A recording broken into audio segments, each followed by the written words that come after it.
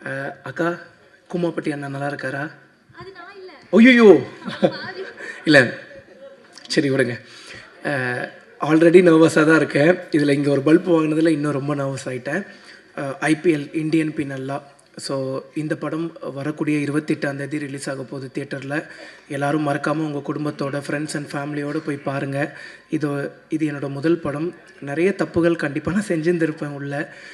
நீங்கள் பார்த்துட்டு உங்களோட ஹானஸ்டான ரிவ்யூ சொல்லுங்கள். நானுமே என்னென்ன மிஸ்டேக் பண்ணியிருக்கனோ அதெல்லாம் கண்டிப்பாக நான் சேஞ்சஸ் பண்ணிக்கிறேன். ராஜேஷ் மாஸ்டர். ஸோ பாட்டு ரிலீஸ் ஆன உடனே டான்ஸ் எல்லாருமே நல்லாயிருக்குங்கும் போது எனக்கு அவ்வளோ ஷாக்.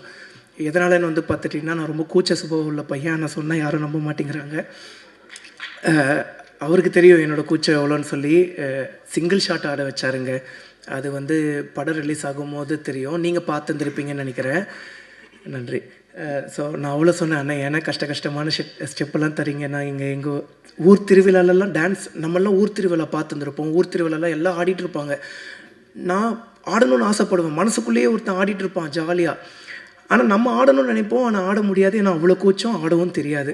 ஸோ ஆனால் அண்ணனுக்கு தெரியும் எனக்கு ஆடணுங்கிற ஆசை இருக்குது. பட் அந்த ஒரு கூச்சம் அப்புறம் ஆட தெரியாது அப்படிங்கிற அந்த ஒரு விஷயம் மட்டும் தடுக்குதுன்னு சொல்லி, நல்லா பண்ணுறியப்பா அப்படின்னே சொல்லி ஆட வச்சிட்டாரு ராஜேஷ் மாஸ்டர். ரொம்ப தேங்க்ஸ்.